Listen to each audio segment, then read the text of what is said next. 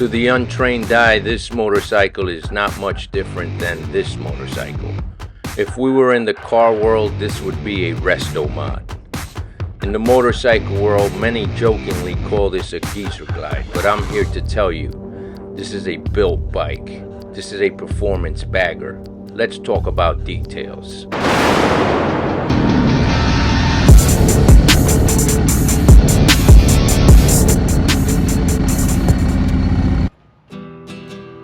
Hello, my name is Richie and this is Bronx Brothers Motorcycles. Well, what are we looking at here? This is a 2009 Harley Davidson Electra Glide Classic. What is the Classic? The Classic is the bottom of the barrel of the Electra Glides. The Ultra Classic would be the top. This bike doesn't come with hand warmers. It doesn't come with cruise control.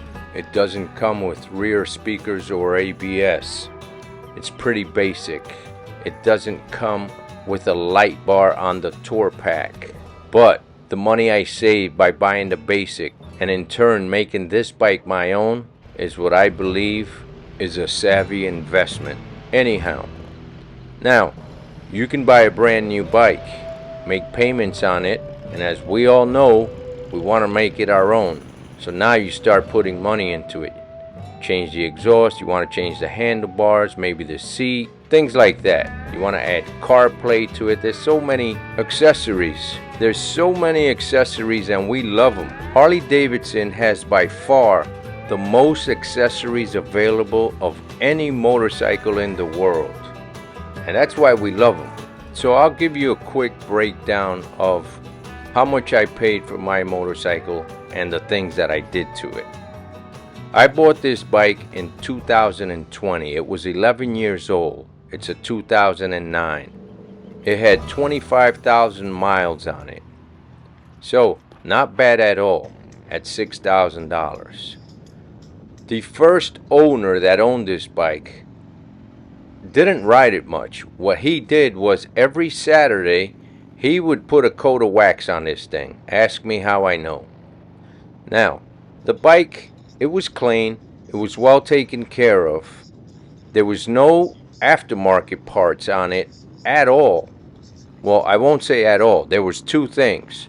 It was the windscreen, or windshield some people call it. He had a small Clockworks windshield on it, and he also bought a gas cap for it, an HD with flames gas cap on it. Those are the only two accessories that this bike had.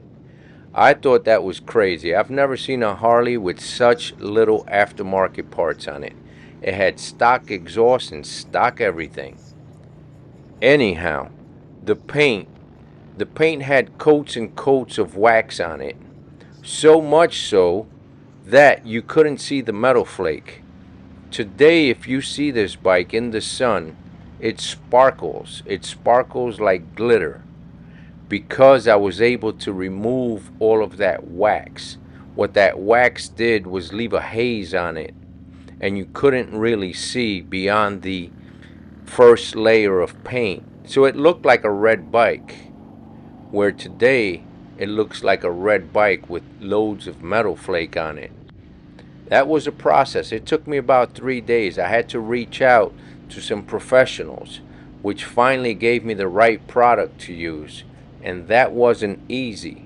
I tried probably 4 or 5 different products trying to take the wax off, and to let you know what that looks like if you ever come across it, it's like it has grease on it or butter when you're trying to buff it off. It just looks so smeared, like oily, greasy, and that's what I came up against. Anyway, that's the paint. So something that's important to mention is that I was coming off of a Goldwing when I bought this bike. I had another Harley, but that was my around town bike. The Goldwing was my touring bike, and we do tour. We cross states. That's what we do. That's why I had to buy the big bike. Anyhow, power on this thing was almost non-existent. I was like, oh my goodness, I couldn't believe how it really wasn't pulling. So I knew that I had to put a cam in it. That was probably the first thing that I knew I had to change. I needed to increase the power on the bike. So a cam was in order. Now, the other thing I wanted to do was give it a fresh look.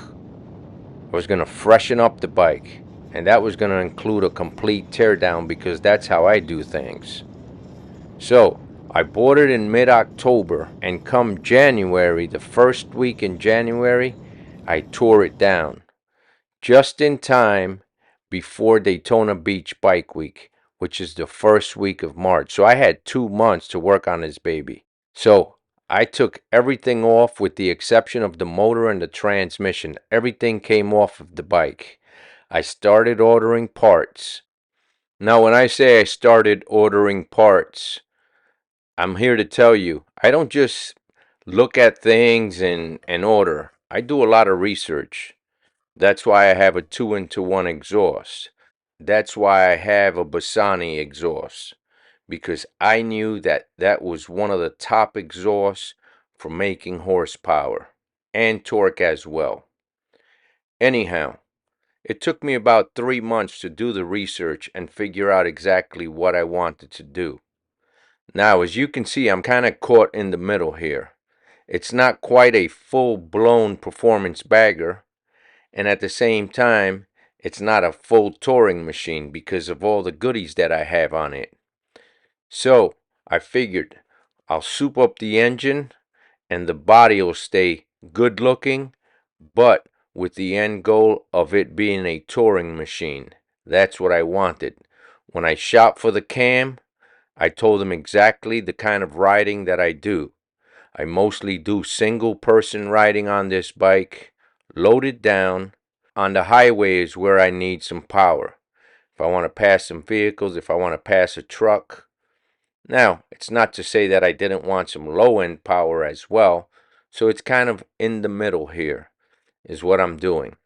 So one of the first things I did was call Fuel Moto and tell them exactly what I wanted to do. They were very helpful. They sent me a complete package for me to install the cam. That was one. Two, I knew I wanted to update the interfering with a double DIN head unit. So I ordered a Metra interfering. I then ordered the Sony XAV-7000 head unit. Very popular on these bikes. It has CarPlay and all the bells and whistles you would want. Well, let's just go through the bike so that you can see the details, all the changes. Let's start with the Ohlins suspension, which always grabs everybody's attention. The engine, I'll start with the engine here. The engine has these diamond cuts that I did. I have 8 hours of work putting those cuts in there on all of the cylinders, as you can see. And what does that do? Well, when the light hits it, it reflects differently. I have a Trask air cleaner, which I really like. I have Roland Sands Clarity covers for the clutch, as well as I can see my timing chain there. You can see the S&S Cam Plate in there. You can see the chain tensioner in there.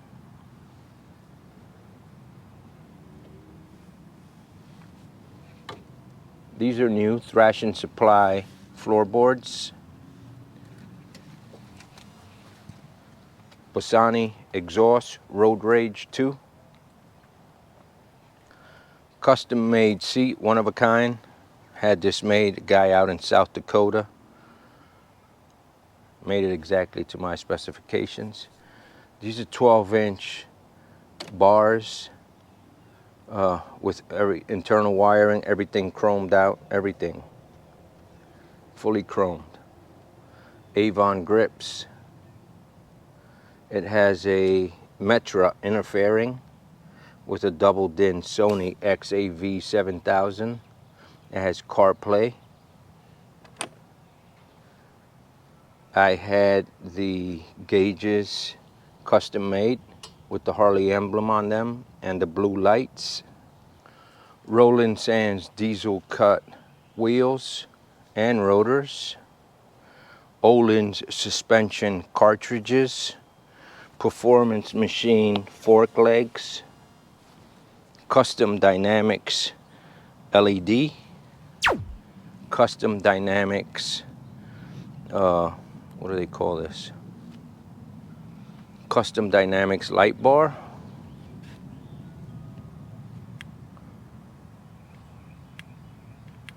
Oh, it's not on. I don't have the light, the key.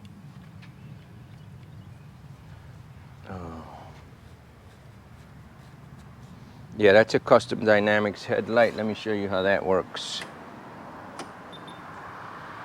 when it first starts.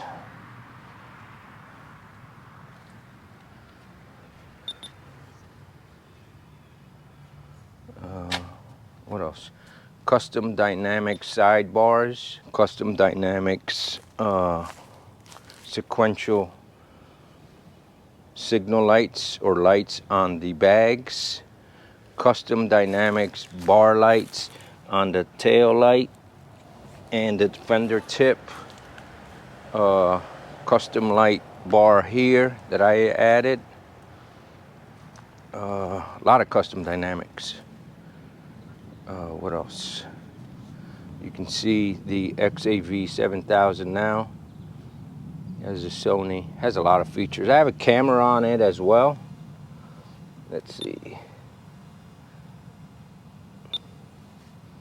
I can see behind me with the camera. I'll just put the camera on. If I want to keep my eye rather than looking at the mirrors, at what's directly behind me.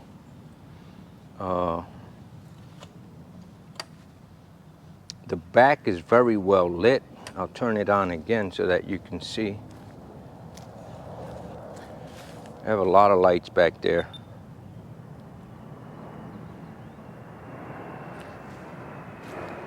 So at night, rolling down the road, I can be seen. It has so much, there's so many parts. I didn't tell you about the engine. The engine is a 107 built. It has T-man heads, T-man pistons, S&S Cam Plate, S&S oil pump, T-man cam, T-man push rods, T-man push rod tubes. What else? Screaming Eagle clutch, Screaming Eagle compensator. Oh, it has an external, the breather. These tubes here, so it no longer vents oil into the engine, but it comes out so that the pistons are not getting dirty, and neither is the valves, the top of the valves and all that is not getting all gunked up. These mirrors are Bagger Brothers mirrors. It has Rockford Fosgate speakers. I just bought some speaker mounts for these. So I have some Cicada speakers that are going in there, and I have a Rockford Fosgate amp that I'm putting in, which will give it another 400 watts. So that's gonna pump it up. I have all of these gauge because they match the wheels with those dimples, and it also matches the Ohlins Ring of Fire. That's what I wanted to show you, is the headlight. Not sure if you can see that, but it does that thing when you start it. I forgot what they call it, but when you turn left, so there's kind of like a ball in there, and it makes this side light up, so it lights that side of the road. And if you're going right, it'll light that side of the road. Thrashin Supply Shorty. I love this thing. It used to be that big, and it took up this whole thing. Now I could put my foot here, no problem. Roland Sands Clarity clutch cover or derby cover. I have the bag liners for this, quad lock phone mount, cable is right there. Clockworks red windscreen.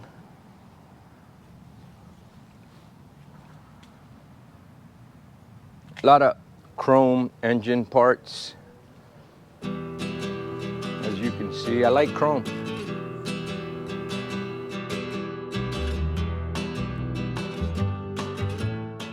Well, how did I go from installing a cam to having a T-man engine? Well, it was a little bit of a mishap. Like I said, I was supposed to take the bike to Daytona Beach Bike Week, which I did. I had just enough time to complete the build, throw it on the trailer, and head to Florida. When I arrived at my nephew's house, I took it on its maiden voyage. I was supposed to put it through some heat cycles. It was a 30-minute ride at 35 miles per hour. Anyhow, I'm 15 minutes into the ride and I'm pulling a U-turn. That's when I heard it. I heard something in the engine that didn't sound quite right. I headed back and hoped that I was just hearing things. Well, no such luck. When I got to my nephew's house, I can still hear it. There was a noise inside the engine that wasn't normal. I called Fuel Moto and he told me the lifters were probably not well oiled. I removed the push rods, the lifters, I pumped some oil into them, put everything back. Lo and behold, the noise was still there. That's when I decided I should just rebuild the engine. It had 7,000s run out. That's a story all its own. My mechanic, Brooks Cycles of North Carolina, hell of a guy, hell of a mechanic. Anyway, he told me a lot of old timers like to take a motorcycle, put it in third or fourth, and cruise at 20 miles per hour because they like that chugging sound, kind of like a train.